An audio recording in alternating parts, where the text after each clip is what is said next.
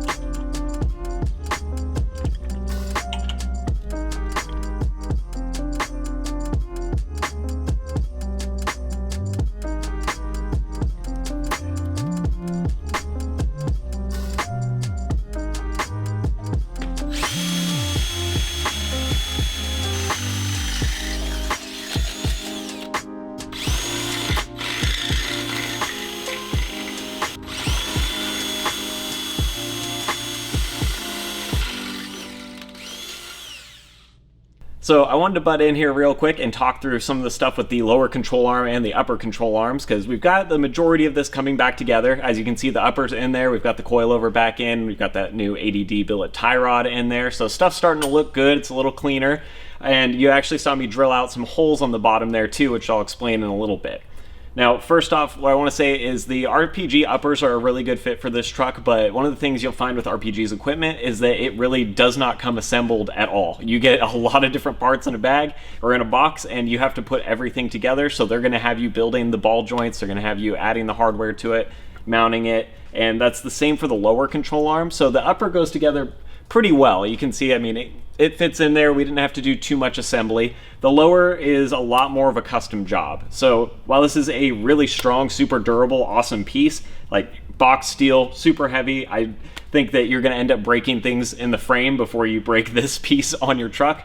it's not going to be very friendly to those of you that are DIY sort of guys or want to build something like this in your driveway. A few of the things that I ran into is obviously you have to press the spherical bearings in by yourself. So depending on what kind of equipment and tools you have, that's going to take some work and a lot of elbow grease to get those in. So you're going to have to put the bearings in, you're going to have to build your ball joints, you're going to have to add the spacers on the sides, and then the other thing I ran into is the holes here for the lower mount where the shock would sit through, or that icon coilover, were actually slightly too small, so I ended up having to drill these out as well to run the hardware through, so that way everything would fit. It seems like maybe it was intended a little bit more for a stock coilover, but the sizing was just slightly off there, which made it a little bit difficult to work with. Now, with all that done and that out, everything out of the way, it's a pretty good piece, but it's just one of those things where you may want to reconsider before you just jump in and decide to do lowers on your truck, because you may not necessarily need them and it might not be worth the hassle depending on how hard you run the vehicle. One of the things we wanted to add to the lowers to make sure that we get a good alignment and that we get the truck straight are these little kind of adjustment bolts or alignment bolts for the back. So instead of just doing a regular, bolt washer and a nylock nut on the end,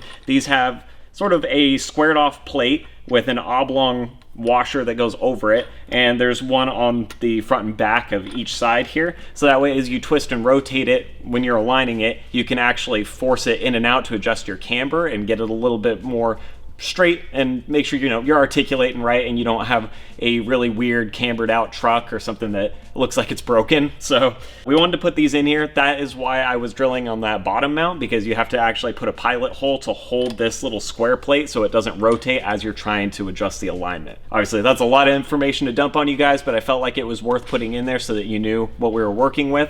So now I'm going to try and get this arm into place, get that bolted up, and we'll see if we can get this thing rolling.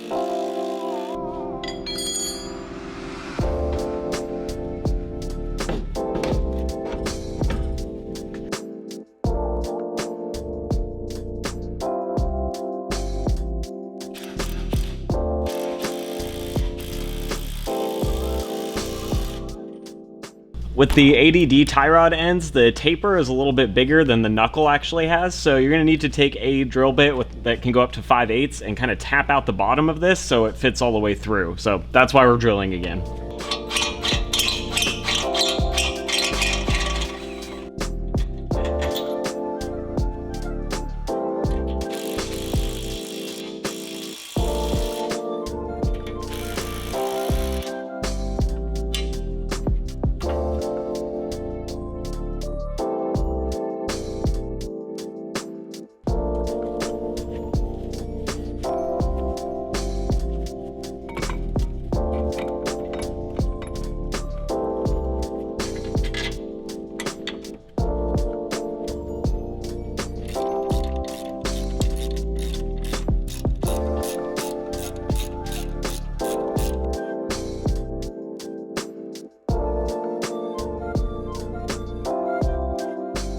All right, guys, so that is a wrap on this install day. We got everything put together. I'm really happy with how it all looks. And like I said, it's not a super easy job, especially with those lowers, but thankfully it wasn't too much trouble. We managed to get it together and I had a little bit of practice after working on the other side. So we're happy with everything here. It is wildly out of alignment now though. So as with any of these big suspension installs, you're obviously going to want to take your vehicle, go get it professionally aligned, and that's what we're going to do. We've got a buddy down the street that's going to get this set up in his shop and make sure everything's straight. So you'll probably notice a little bit as it was coming together, or even looking at it now, that it's towed in a little weird and has kind of funny camber at the moment. But that's also the benefit of having tie rod ends that are a little bit more durable, more adjustable, as well as those alignment bolts on the lowers. And you can actually even adjust alignment from the upper control arms with these. So there's a couple different things there that can really affect the way the truck is set up to make sure that it's going to hold up to off-road abuse and not end up wearing the tires weird or having issues down the road. Now, with all this, I think I mentioned it earlier in the video, but there is still some work to be done on the back of the truck. The rear end did take a little bit of damage as well, so we're working on probably doing some new leafs and also a bump stop kit and maybe some other equipment back there to make sure that we not only repair and fix it, but we also improve the truck and make it more capable. So you'll probably be seeing some of that in later videos or installs once we get around to it. And we'll definitely have more information on this stuff once we get the truck aligned and we're able to go out and run it. Right now it's like 118 outside in the summer here in Phoenix, so shooting during the day doesn't work super well because all of our cameras overheat as well as us, but we're gonna try and get that content out as soon as we can. And as always, thank you guys for watching. We'll have links to some of these parts down below so you can check them out, and I will see you guys next time.